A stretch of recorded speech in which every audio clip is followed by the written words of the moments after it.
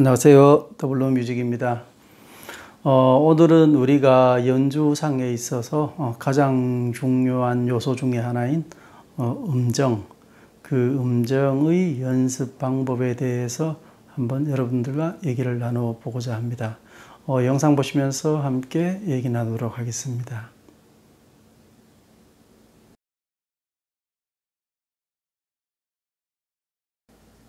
최고의 음정 연습 방법.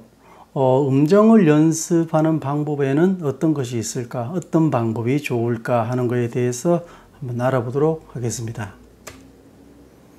자, 우선 음악 연주에 있어서 그 피치, 음의 높낮이를 말하는 거죠. 그 피치는 아주 중요한 것이죠. 박자만큼이나 중요한 것이라고 할 수 있습니다.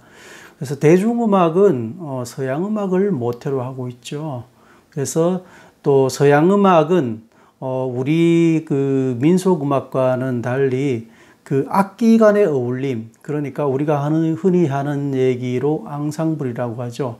다른 악기 간의 어울림을 생명으로 하고 있습니다.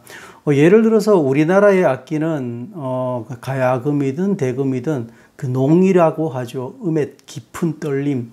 그 떨림을 매력으로 하고 있기 때문에 다른 악기 간의 앙상블보다는 한 음 한 음을 악기를 가지고 노는 것, 그것을 가장 중요시하고 있습니다. 하지만 서양 음악은 그 다른 악기와의 어울림, 그러니까 사중주든 이중주든 혹은 오케스트라든 다른 악기와의 그 어울림을 가장 중요시하고 있습니다. 우리가 그 흔히 반주기를 사용했을 때도 마찬가지죠. 반주기를 사용해도 그 반주기에는 비록 컴퓨터로 만든 음악이지만 이미 다른 연주자가 연주한 것처럼 그 음악이 녹음이 되어 있습니다. 그래서 그 악기들과 피치가 맞지 않는다면 당연히 연주가 이상해질 수밖에 없는 거죠. 그래서 다른 반주기를 사용은 하더라도 다른 악기와 앙상블을 한다는 마음가짐으로 연주해야 되겠습니다. 자, 앙상블을 연주에서는 악기 간의 음의 피치와 박자는 기본적인 사항이지요. 아주 중요한 것입니다. 그리고 특히 합주에서는 여러 사람이 연주를 했을 때 안 되는 여러 사람보다는 대부분이 잘 되는데 안 되는 한 둘이 있어서 망치는 경우를 많이 볼 수 있습니다.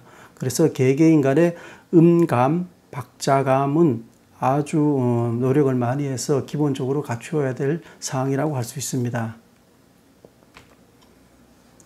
잘못된 습관과 음정 연습 방법을 보면은 악기는 그 포지션만 운지하면은 바른 피치가 난다는 그런 착각을 하고 있습니다.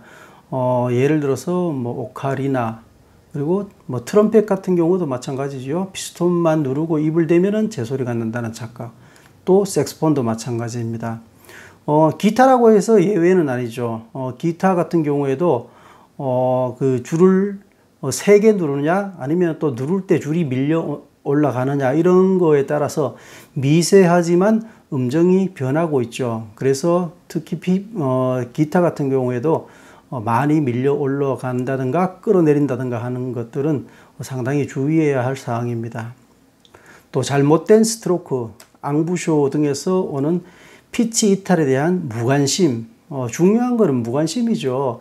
그 포지션을 누른다고 해서 그것이 정확한 음정이 난다는 그런 착각과 함께 음에 대해서, 피치에 대해서 관심을 가지지 않는다는 것이 더 큰 문제입니다. 잘못된 스트로크라 하는 건 기타 같은 경우에도 헤비메탈이나 하드락 하는 분들 같은 경우에는 어떤 파워 코드를 눌렀을 때 오른손으로 과다한 힘을 줘서 피킹하면은 그 피킹하는 순간만큼은 음정이 변하게 되죠. 그런 것들도 내가 내 그 스트로크의 힘이 오버하는 건 아닌지 이런 것들에 대해서는 항상 깊이 생각을 할 필요가 있습니다. 그 다음에 음정의 피치 체크를 튜너에 의존하는 연습 방법이라고 했는데 대부분의 연주자들이 그 음정 체크를 사실 튜너에 의존을 하고 있습니다. 하지만 이 방법이 잘못되었다는 것이죠.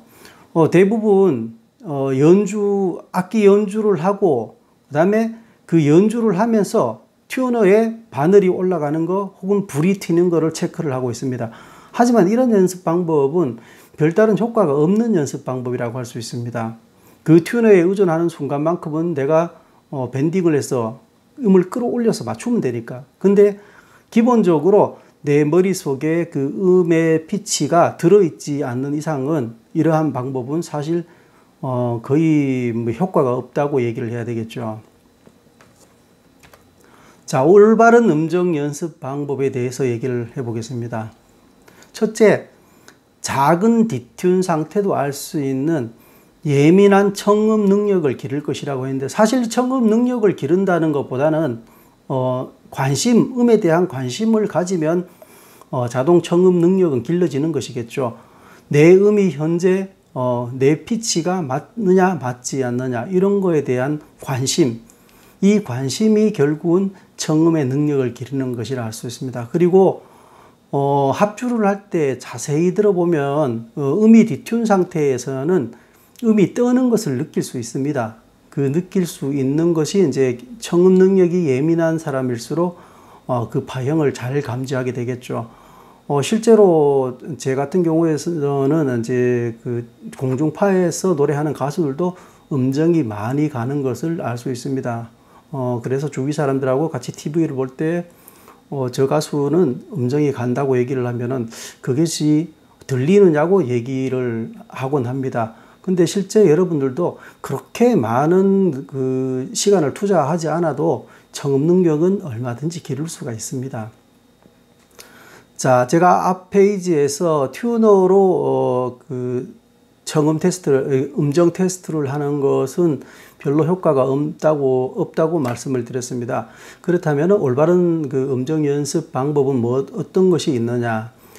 저는 신디사이저, 그러니까 고가가 아니라도 요즘은 저가에 몇만 원대라고 하더라도 신디사이저류는 튜닝이 잘 되어서 시판이 됩니다. 이거는 입력되는 기계음이기 때문에 웬만하면 피치가 맞을 겁니다. 그리고 만 원대의 멜로디온 정도만 해도 어느 정도 튜닝은 정확하다고 할 수 있습니다.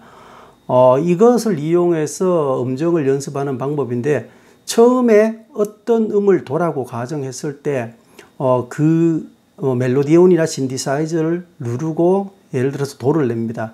그 다음에 그 높이에 맞춰서 내가 색스폰이든 오카리나든 기타든 음을 내는 것이죠. 이 음을 같게 만들어 놓고 그 다음 레를 낼 때는 신디사이저를 먼저 내는 게 아니라 내 머릿속에서 레에 대한 그 예지를 갖고 그 음을 내는 겁니다. 내보고 난 뒤에 신디사이저나 멜로디온으로 내 피치를 확인하는 작업을 하는 겁니다. 이 방법만이 음감을 기를 수 있는 유일한 방법이라고 저는 생각을 합니다. 그래서 이런 연습 방법을 통해서 레, 미, 파 이런 식으로 한음을 체크를 해나가고, 그 다음에 중요한 것은 음이 순차적으로 갈 때는 그나마 좀 나은 그 음에 대한 예지력이 좋은 편인데, 도약 진행을 하면 예를 들어서 도에서 미로 간다든지 아니면 도에서 솔로 간다든지 아니면 시에서 레로 떨어진다든지 이런 건너뛰는 음들에 대한 예지력은 아무래도 순차 음들에 비해서 못하기 마련이죠. 그래서 이런 방법들, 먼저 내 머릿속에 어떤 음에 대한 예지력을 먼저 기를 것을 권합니다. 이런 연습 방법은 제 생각에 몇 달 정도만 신경을 써도 상당히 좋아질 것이라고 생각을 합니다. 그래서 기존의 튜너에 의존해서 내가 먼저 불고 그 튜너에 대해서 맞출 것이 아니라 먼저 내 머릿속에 음의 피치에 대한 예지력을 기르는 것, 이 방법을 통해서 음정 연습할 것을 권합니다. 자, 오늘은 음정 연습 방법에 대해서 얘기를 나누어 보았습니다. 기존의 튜너에 의존해서 연습할 것이 아니라 머릿속에 내만의 어떤 음정에 대한 피치를 갖는 것이 무엇보다 중요하다고 하겠습니다. 자, 다음 시간에 또 뵙겠습니다.